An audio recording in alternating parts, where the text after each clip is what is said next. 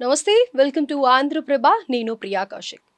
ప్రస్తుతం రాజకీయ వాతావరణం చాలా వేడిగా ఉంది. సెంట్రల్ నుంచి మోడీ గారు దిగిపోతారని, తెలంగాణలో మళ్ళీ మంత్రివర్గ ఎలక్షన్స్ వస్తాయని చెప్పి, అలాగే ఆంధ్రాలో ఆహ్, పదవి మార్పులు అనేవి జరుగుతాయి అని చెప్పేసి చెప్తూ ఉన్నారు. అయితే పొలిటికల్‌గా మనం ఎన్ని డిస్కషన్స్ పెట్టినా కూడా అసలు పొలిటికల్ ప్రిడిక్షన్స్ అనేవి కూడా మనం బిలీవ్ చేస్తూ ఉంటాం కాబట్టి ఎన్నో పొలిటికల్ ప్రిడిక్షన్స్‌ని ఖచ్చితంగా ఆయన చెప్పినవి చెప్పినట్టుగా తూచా తప్పకుండా జరిగాయి. అయితే వారే అమరవ్ కశ్యప్ గారు ప్రస్తుతం మనతో పాటు మన స్టూడియోలో ఉన్నారు.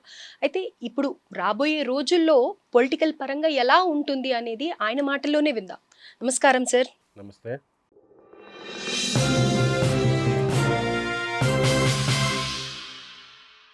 ఇప్పుడు మనం మన దేశాని పరిస్థితికి వస్తే గనుక ప్రస్తుతం సెంట్రల్‌లో కూడా ఎన్నో చేంజెస్ చూస్తూ ఉన్నాం. చాలా వేడిగా సాగుతూ ఉన్నాయి పొలిటికల్ చేంజెస్ అనేవి.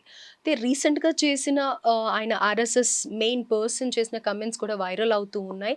ఎస్పెషల్లీ మోడీ గారి విషయానికి వచ్చినట్టయితే గనక ఆయన ఇప్పటికే 75 ఇయర్స్‌కి వచ్చారు అని చెప్పేసి, ఆయన దిగిపోతారు అని చెప్పేసి అంటూ ఉన్నారు. నిజంగా ఆ పరిస్థితి వస్తుందని అంటారా? మోడీ రాజకీయ ప్రస్థానం ఎలా ఉండబోతుంది అంటున్నారు? మోడీ గారిది చాలా పవర్‌ఫుల్ జాతకం. హ్మ్. ఆయనదేమో వృశ్చిక లగ్నం, వృశ్చిక రాశి, అనురాధ నక్షత్రం. ఆయనకి లగ్నంలోనే కుజుడు, చంద్రుడు ఉన్నారు. అది చంద్రమంగళ యోగం. 11లో బుధుడు, రవి ఉన్నారు. అది బుధాదిత్య యోగం. ఈ యోగాల వల్ల ఆయన అప్రతిహతంగా తన రాజకీయ ప్రస్థానాన్ని ప్రారంభించారు. ముందు ఆయన నేను సన్యాసం తీసుకుంటాను, హిమాలయాలకు వెళ్తానన్న ఆయన మళ్ళీ వాటి నుంచి వెనక్కి వచ్చాడు. అది వ్యతిరేక రాజయోగం అంటారు. కొంతమంది చక్రవర్తులుగా పుట్టి బుద్ధుడు, సిద్ధార్థుడు శాక్యవంశంలో మహారాజుగా పుట్టినా సరే అతను పరివ్రాజకం స్వీకరించాడు, సన్యాసిగా వెళ్ళాడు. కానీ ఈయన సన్యాసి అవుతానని వెళ్ళి వ్యతిరేక రాజయోగంతో మళ్ళీ రాజ్యపాలనకు వచ్చి ప్రధానమంత్రి అయ్యాడు. ఆయన వార్డు మెంబర్ కూడా పోటీ చేయని వాడు డైరెక్ట్గా గుజరాత్ చీఫ్ మినిస్టర్ సీట్లో కూర్చున్నాడు. అట్లాగే ఎప్పుడు పార్లమెంట్ దగ్గర కనిపించిన వాడు డైరెక్ట్గా ప్రైమ్ మినిస్టర్ సీట్లో కూర్చున్నాడు.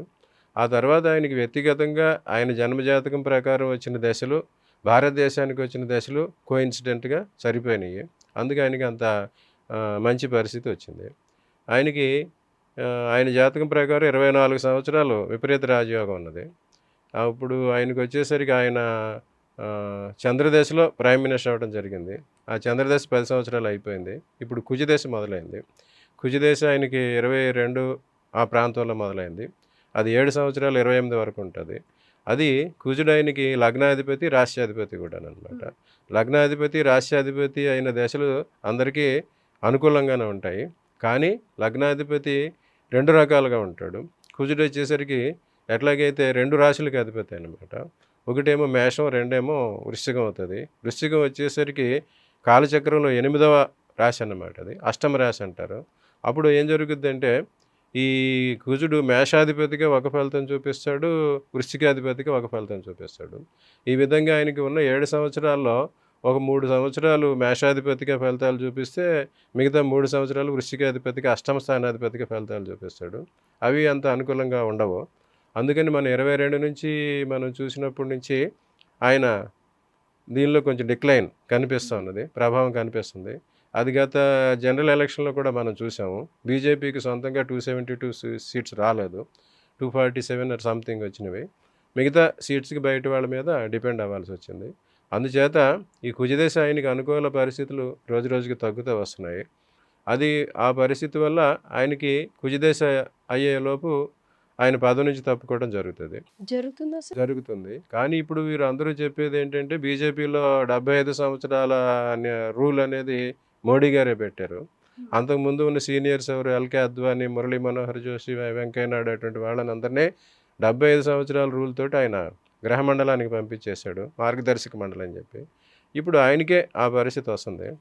కాకపోతే ఇప్పుడున్న ఆయన జన్మజాతకం ప్రకారం ఉన్న పరిస్థితిని బట్టి 75 సంవత్సరాల రూలు వాళ్ళు ఈయనకి అప్లై చేయరు. ఇప్పుడు లాస్ట్ ఎలక్షన్లో మాకు 5 ఇయర్స్ వరకు ప్రజలు మాకు తీర్పు అనుకూలంగా ఇచ్చారన్న ఆ కాన్సెప్ట్తో ఈయన డిఫెండ్ చేస్తారు. కానీ ఆయనకి కుజదశ 28 వరకు ఉంటే 5 సంవత్సరాలు 4 సంవత్సరాలు బాగుంటుంది. 26 మధ్యలో కానీ 26 ఎండింగ్లో కానీ ఆయనకి కుజదశ ఆఖరికి వస్తుంది. తర్వాత వచ్చే రాహుదశ ఆయనకు అనుకూలం కాదు కనుక ఇంకొక సంవత్సరం పాటు ఆయన ఉండొచ్చు. హుహు. ఉండి తర్వాత మాత్రం 26, 27 తర్వాత ఆయన ఆ పదవి నుంచి తప్పుకునే పరిస్థితి వస్తది. కానీ ఈ 75 సంవత్సరాల అనే రూల్ తోటి ఆయన తొలగడం అనేది జరగదు. హ్మ్. ఇప్పుడు ఆయనకి కుజదశలో కూడా అంతర్దేశంలో కేతు అంతర్దేశం నడుస్తుంది. అందువల్ల ఈయన మీద ఇటువంటి ప్రెషర్ ఎక్కువగా వస్తది. 75 సంవత్సరాలకి దిగిపోవాలని ప్రెషర్ వస్తది. కానీ ఈ ప్రెషర్ అంతగా పనిచేయదు. ఆయన ఇంచుమించు ఇంక 26 ఎండింగ్ వరకు 27 వరకు ఉండే అవకాశం ఉంది. ఆ తర్వాత మాత్రం తప్పనిసరిగా తొలగటం జరుగుతుంది. అయితే సార్ ఈయన ప్లేస్‌లోకి యోగి కానీ, లేకపోతే అమిత్ షా కానీ పీఎం పదవి ఎక్కబోతున్నారు అని అంటున్నారు. దానికి మీరేమంటారు సార్? యోగి గారికి, అమిత్ షా గారికి కూడా జాతకాల ప్రకారం అంత యోగం లేదు. వారికి రాశ్యాత్యం ఉన్నది. అమిత్ షాది వచ్చి మేషరాశి అయింది, భరణి నక్షత్రం. యోగిది వచ్చి సింహరాశి, పుబ్బ నక్షత్రం. వారికి రాశ్యాత్తు వచ్చే అవకాశాలు వచ్చేసినాయి. వాళ్ళు ఆ రకంగా యోగి గారు యూపీ చీఫ్ మినిస్టర్గా చేయటం, ఈ మో అమిత్ షా వచ్చి సెంట్రల్ హోమ్ మినిస్టర్ చేయడం జరిగింది. వారు మ్యాక్సిమం అదే పొజిషన్లో ఉంటారు. కానీ డైరెక్ట్గా ప్రైమ్ మినిస్టర్ అయ్యే అవకాశాలు వారికి అంతగా లేవు.